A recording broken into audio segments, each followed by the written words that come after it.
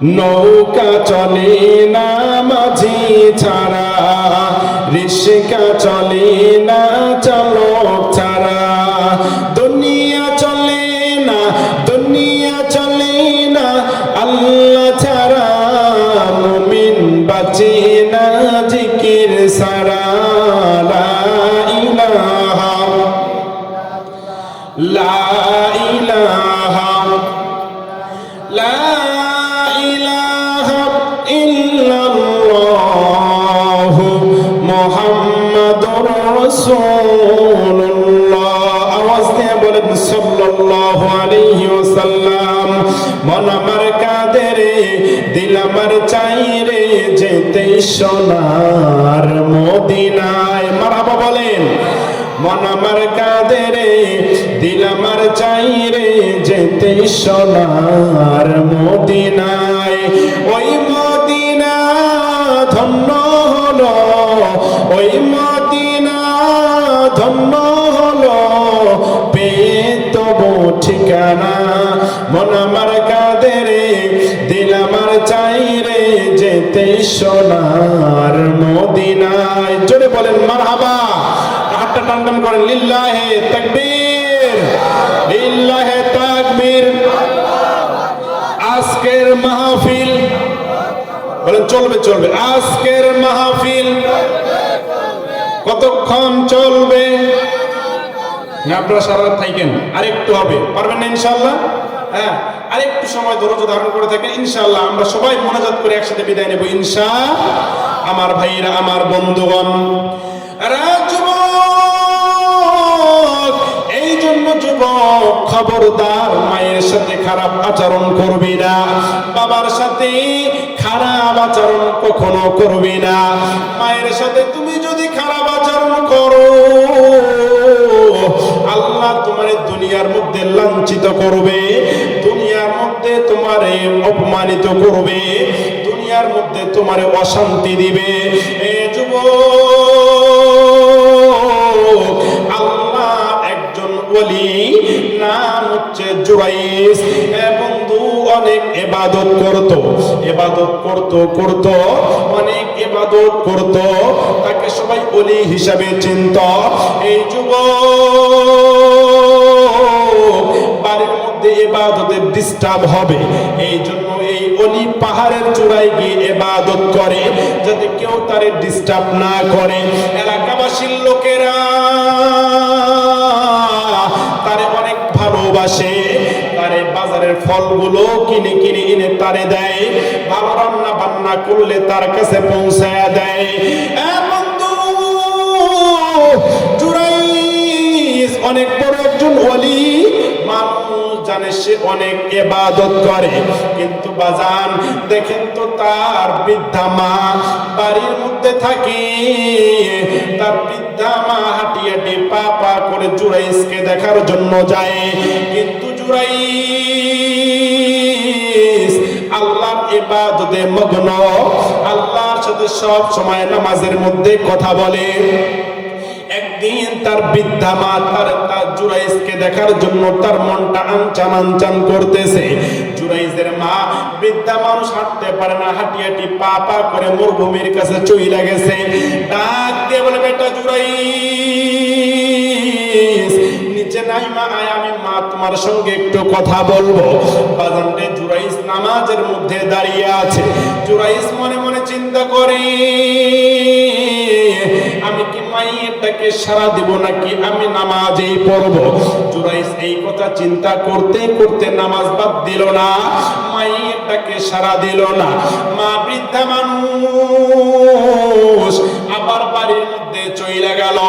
আবার কয়েকদিন পর মা তার সন্তানদের দেখার জন্য মনটা আনচান আনচান করতেছে। মা আবার কয়েকদিন পর জুরাইসকে দেখার জন্য আবার মরুভূমির কাছে চলে গেল, হাঁটি হাঁটি পা পা করে। আবার জুরাইসকে ডাক দিয়ে বলল, ও বেটা জুরাইস, একটু নামো না, আমি মায়ের সঙ্গে একটু দেখা করো না। জুরাইস ওই দিনও নামাজের মধ্যে দাঁড়িয়ে আছে। জুরাইস ওই দিনও নামাজ বাদ দিল না, মায়েরটাকে সারা দিল না। বন্ধু, হঠাৎ কয়েকদিন পর মা আবার দেখার স্বপ্ন জাগলো।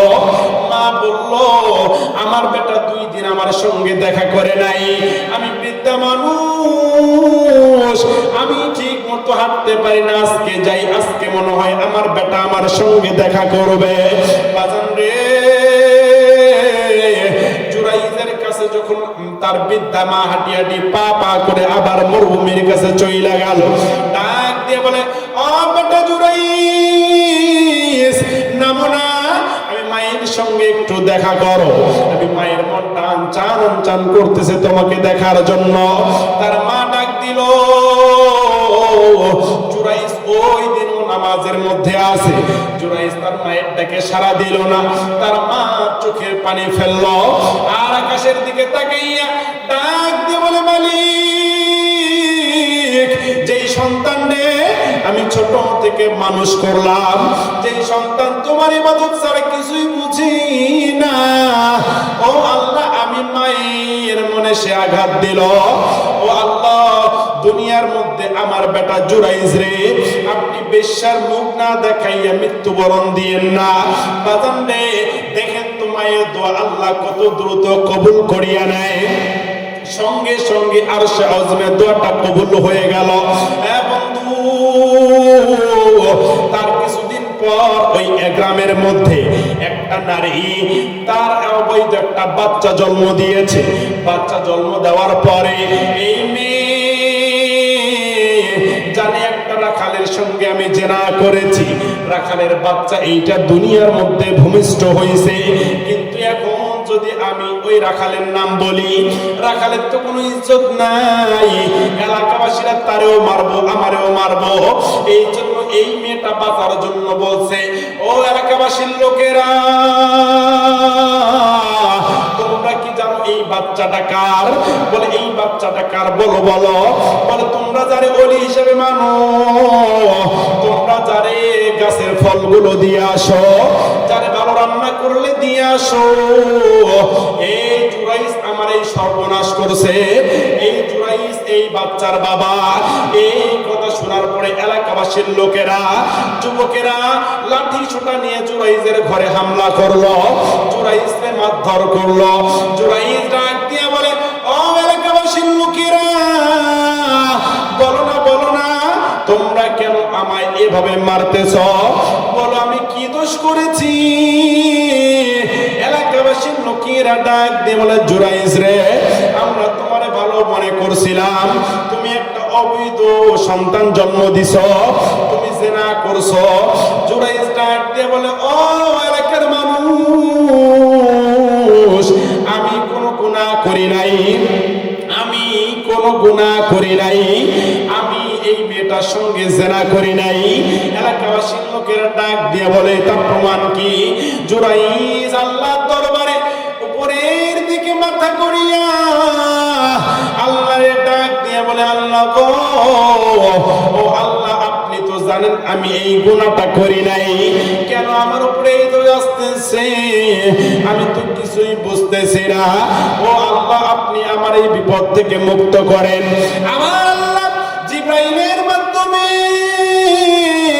জুরাইজরে জানাইয়া দেয়, জুরাইজ চিন্তা করো না, ওই মেয়েটার যে শিশু বাচ্চাটা আছে, ওই বাচ্চাটার সামনে তুমি আসো, আর ওই বাচ্চাটারে বলো, এ বাচ্চা, তোমার বাবাকে তুমি যখন বলবা, আমি আল্লাহর কুদরতে এই বাচ্চাটাই বলে দিবে এই বাচ্চার আসল বাবাকে। জোরে জোরে বলেন না সুবহানাল্লাহ। আমার ভাইরা, আমার বন্ধুগণ, যখন এইভাবে বলল, জুরাইজ বলল, সন্তানটারে নিয়ে আসো। যখন সন্তানটারে নিয়ে আসলো, এই সন্তানের দিকে তাকাইয়া জুরাইজ ডাক দিয়ে বলে, এ সন্তান, বলো বলো তোমার বাবাকে। এবার সঙ্গে সঙ্গে বাচ্চাটার জবান আমার আল্লাহ খুলিয়া দিল। এই বাচ্চা ডাক দিয়ে বলে, এলাকাবাসীর লোকেরা শোনো, এই বাচ্চার বাবা কিন্তু আমার বাবা কিন্তু জুরাইজ নয়, আমার বাবা ওই রাখাল, ওই যে গরু চড়াই ওই রাখাল আমার বাবা। সঙ্গে সঙ্গে সঙ্গে এলাকাবাসীর লোকেরা জুরাইজের হাত পা ধরে ক্ষমা চায়। এবার জুরাইজ কান্দে আর এলাকাবাসীর লোকদেরকে জানাইয়া দেয়, ও এলাকাবাসীর লোকেরা, আমি বুঝতে পারছি আমার উপরে এই লাঞ্ছনা কেন আসলো, আমার উপরে এই গজবটা কেন আসলো। আমার মনে হয় আমার মা একে একে আমারে 3 দিন ডাক দিতে আসছে, আমি আমার মায়ের ডাকে সাড়া দেই নাই, এই জন্য হয়তো আমার আল্লাহ আমার এটা বিয়োজ্জত করলো।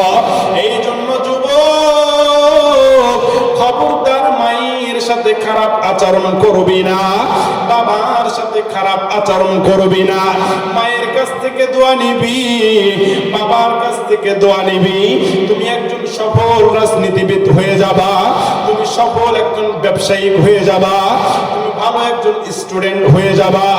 এই জন্য যুবক, 2 নম্বরে মায়ের খেদমত করবি, বাবার খেদমত করবি, 3 নম্বরে কোরআন তেলাওয়াত করবি, 4 নম্বরে যুবক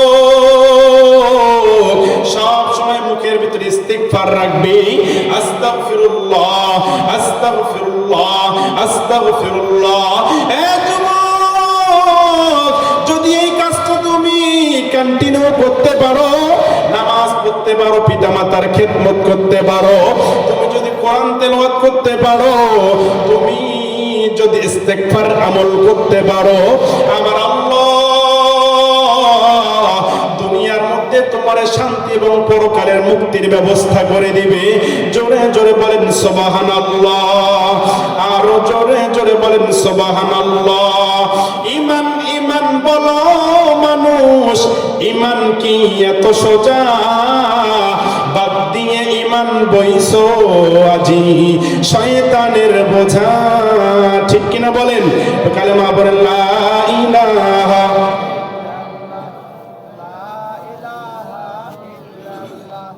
লা